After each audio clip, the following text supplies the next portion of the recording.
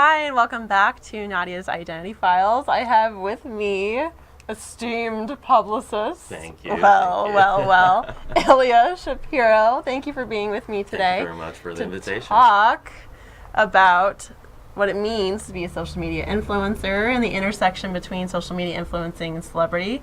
I have a bunch of questions for you, which I have a feeling you might just have an idea of what I'm going to be asking, but maybe not. Well, we'll find out. We We'll shall see.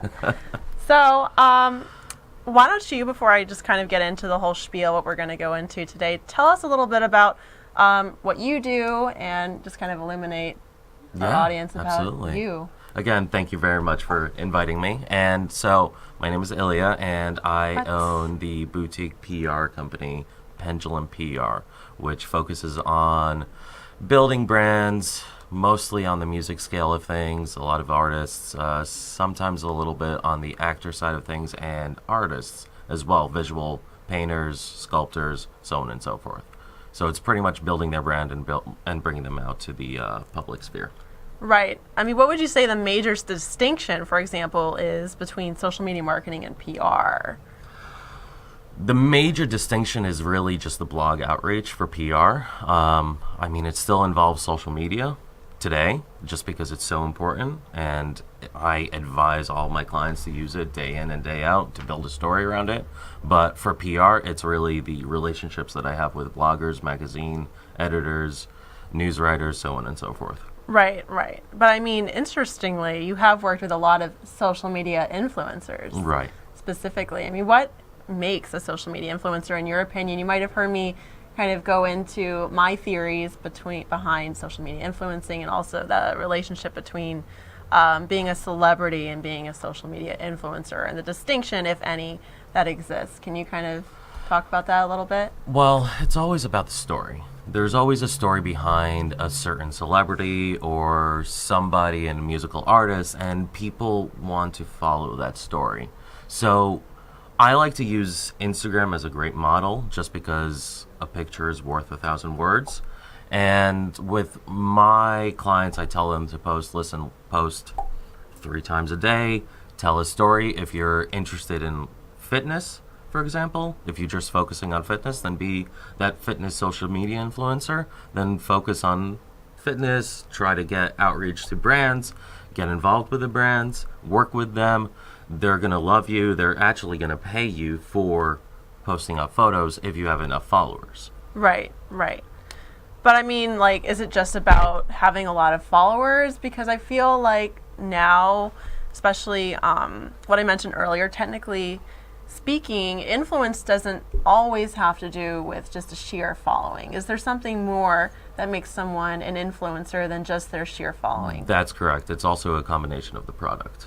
Whether that be a musical artist, that's the product. Their music is the product, so people are listening to their music on Spotify, which translates and correlates to social media because they want to see what's coming up next, and that might not be on iTunes or Spotify.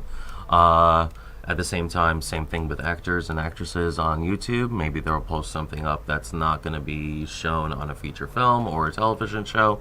So it's a combination of the product and the following, and that two together, that blend, that's what makes a social media influencer. Interesting. I mean, do you think there are any influencers out there who have maybe like a smaller following, less than the traditional 12K, 15K, 20K, 100K following, but they're still making a very niche impact? Would you still consider them an influencer? So I consider anyone who has over 10,000 followers to be already an influencer, just because that's when I can actually talk to certain companies that actually work with influencers and brands to facilitate, branding opportunities and campaigns with advertisers. It's the minimum break-off point is 10,000. So anything over 10,000, I could start to consider a social media influencer. And then there's just different brackets of that. A lot of people today, which you probably know, obviously being in the industry, are buying follows, though. How can you be like, okay, well, this person they've accumulated their followers holistically versus somebody like, oh my gosh, like, wow, they have 11.5K followers, but they have like 5 pictures. I mean, that would be pretty obvious, I guess. Unfortunately, buying followers, whether it be Facebook, Twitter, Instagram, YouTube, it's really easy to find out. It's just because if you start going into the nitty-gritty and seeing the posts or seeing the photo, and you see how many people are liking it, or hearting it, or retweeting it, and it's nowhere near as many as the followers, they're buying followers. Right. It's just that simple. And also, I've heard that looking at bot followers profiles, like quite often they're very minimalistic, like intentionally minimalistic, to where it's like a picture, like a guy has like a picture of a cat and he has like a weird fuzzy picture, and there's just like a whole boatload of those. Yeah, and they're usually from Pakistan. Wow, I wish I had a picture to flash on the screen of like our our Pakistani social media influencer bot follower situation. I mean, going into this, there's a lot of psychology in what we're talking about, right? I mean, what is the real psychology behind this phenomenon, in your opinion? Honestly, I think it's the same psychology that we've had forever, right? Yeah, I mean, we all want to follow the alpha. So social media is another way for alphas to stand out and show what's trending. They're just trendsetters. So you think that anyone with a large following is an alpha? Yeah, I mean, they usually have an alpha personality. You've come across a few. Yes. Yes, I have. That's a conversation for another day. Yeah. But I mean, all the same, I feel like, and I've discussed this when talking with people on air or privately with my social media consults, that there's a certain level of authenticity that you need to display. At least this is my opinion. This is my approach when you're presenting yourself online. And sometimes profiles are so carefully curated to where it looks less than authentic. And, you know, it's about playing, to my opinion, a lot of these people, they will play into a groupthink type of psychology. Not all, obviously not all, but many do.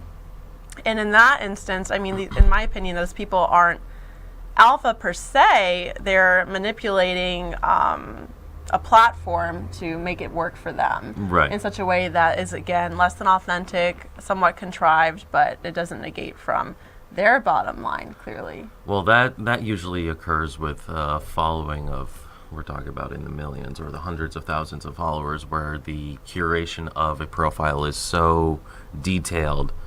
And that's really playing to advertisers who are working with the social media person just to make sure that they're happy as well. So there's a whole team behind it that is actually building and strategizing of which posts go when and how so you get the greatest impact. I mean, to some degree, I think that's important. I mean, especially if you are trying to put yourself out there. And if you do have that many followers, of course, you reach a point where it's like, all right, I ain't got no time for this. Right.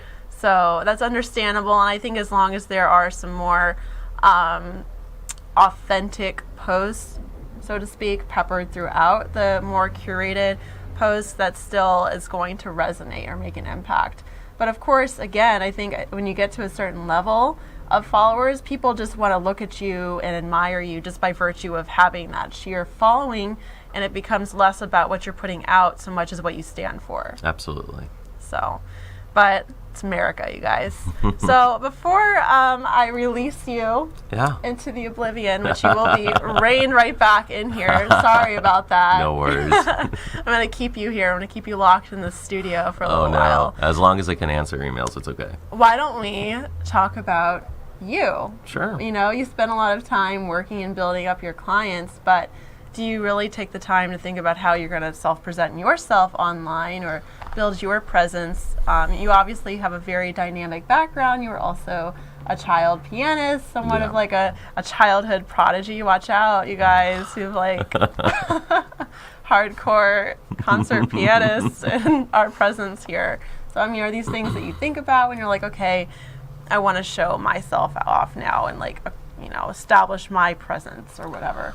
Well, I mean, as a publicist, it really comes down to my work showcases the artists, so it really, their success bounces back to me.